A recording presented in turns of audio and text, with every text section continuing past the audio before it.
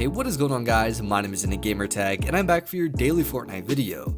In today's video, we're actually going to be taking a look at the best sensitivity settings for console Fortnite. So specifically if you play on a controller, this video is directed towards you. Settings, in my personal opinion, are one of the most important aspects of increasing your performance for Fortnite, specifically sensitivity settings. So this obviously will control everything from your aim, your accuracy, your building and editing speed.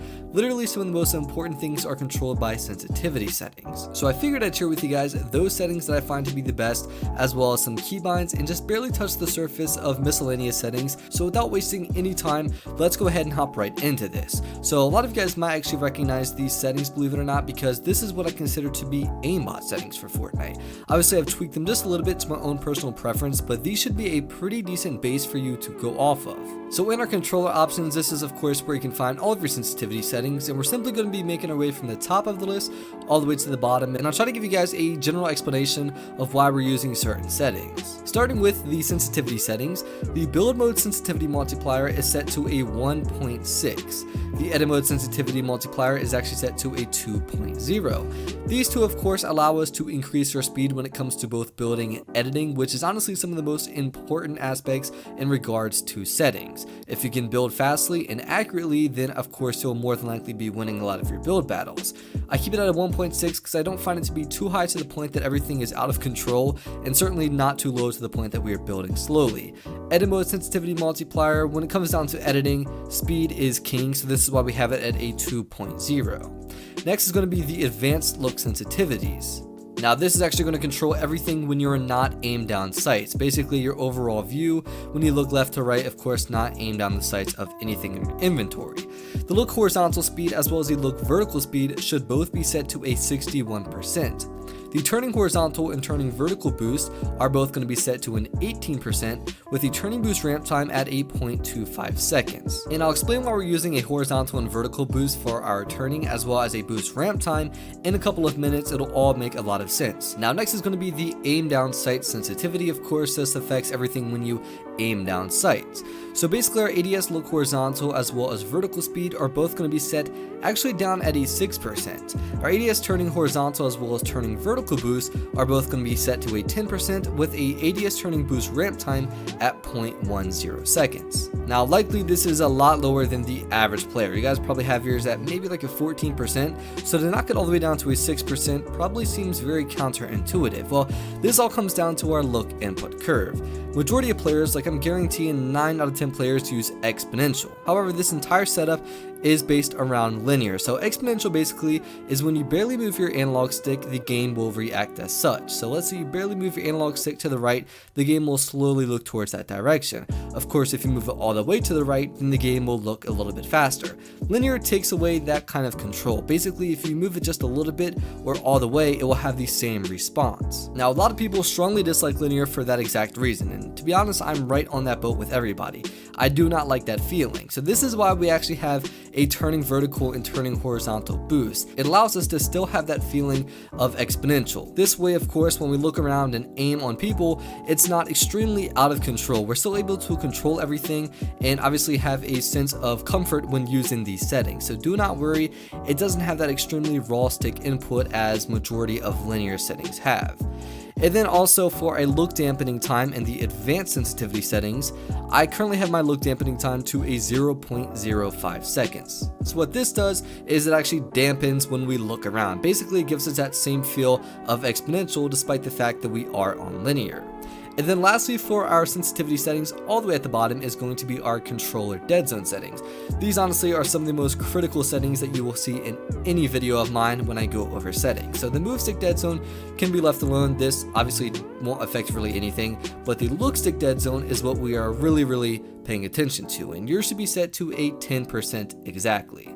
Basically, look stick dead zone is going to affect when you're aimed on sights, when you're editing, building, Of course, anything that is controlled with your right analog stick. So by lowering it to a 10%, it allows us to have faster movements. This allows us to snap on people, to of course use flick shots with like pumps and tacks. It allows for higher velocity in regards to aiming on players. If you put it any lower than a 10%, things might get a little bit uncomfortable for you. So this is why I recommend you guys keep it exactly at a 10%. This is what I've used for the longest time, and it has always fit my needs. So those are all of the sensitivity settings. Now we'll hop into some of the keybinds as well as miscellaneous settings. I do want to mention real quick though that these settings are relatively fast in regards to looking around and moving. So do not get discouraged if you try these out and they're very unnatural. Give it about a day or so and you should eventually feel very comfortable when using these. I promise you guys it will certainly pay off. So as I mentioned, we're going to hop into the keybinds now. So I recommend you guys play it on a custom build or pro. This is pretty much what all of the pro players use. And I actually have just a couple changes made, believe it or not. And to be quite honest, these are probably the best keybinds you will find. In fact, Faceway uses these exact same keybinds, believe it or not. So the only changes I have made is my Y button, which is triangle for PlayStation 4, is binded to edit. And then my toggle pickaxe is binded to the left analog stick clicked in, otherwise known as L3. So whenever I go to make it edit, I simply click the Y or triangle button for instant editing. And then basically for toggling pickaxe, this is going from your pickaxe to anything in your inventory.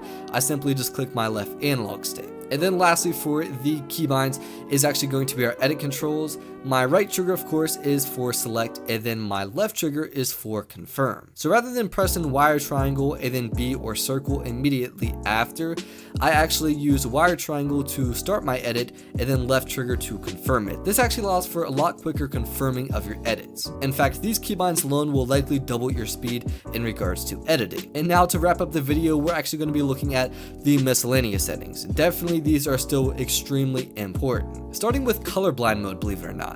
I recommend everyone use the Triton-Nope colorblind mode, and I currently have my colorblind strength set to an 8. So a lot of people are wondering like, why does this matter or realistically affect any performance at all? Well, when using the Triton-Nope colorblind mode, it actually allows you guys to see into the storm a lot easier. So I'm sure you guys have all been in the storm and got tagged by a player outside of the storm and wondering how they're seeing you. It's likely because they're using the Triton-Nope colorblind mode. So try this out. Again, it allows for you to see through the storm and see any players coming towards you. Next is motion blur, and I recommend everyone have this turned off. There's not necessarily a reason to have it turned on, and with it off, it actually allows for a higher FPS, or at least a more consistent 60 FPS. Next is going to be sprint by default, which is actually extremely important when using this entire setup. Considering the fact that our keybinds are the way that they are, we have no button that we can use to sprint. So sprint by default allows us to obviously sprint whilst still using the exact same keybinds that I shared with you guys. Pretty much every skilled controller player uses sprint by default and would likely agree with that. Then next below that is auto open doors. So if you're a player that is constantly making edits throughout the entire game, then auto open doors should be turned on. And the reason being is because a lot of times when you go to make like a 3-corner edit, you might accidentally mess up and make a door edit. So if you have this turned on, you will actually be able to just run right through the door. It will not slow you down at all. Whereas if it was off, you would have to obviously leave your edit mode, manually open the door, and then continue. So this could really slow you down in regards to a build battle. So this is why I recommend my advanced players that are constantly editing to have auto open doors on. Confirm edit on release should be turned off. Please leave this setting alone. It's only useful for very beginner players that are just trying to learn the concept of editing. I promise you guys, it will not speed up your edits at all. And then very lastly is actually going to be our record replays. And once again, you guys are probably wondering like, how does this affect our performance at all? Well, for whatever reason, console Fortnite has this weird thing where if you record your replays, it actually makes the game very laggy or gives you micro stutters. So if you find yourself having below 60 FPS or even at times stuttering throughout the game, turn off all of your replays and basically you'll see that your game is actually a lot smoother. I'm not entirely sure the reasoning behind this, but it is the way that it works, unfortunately.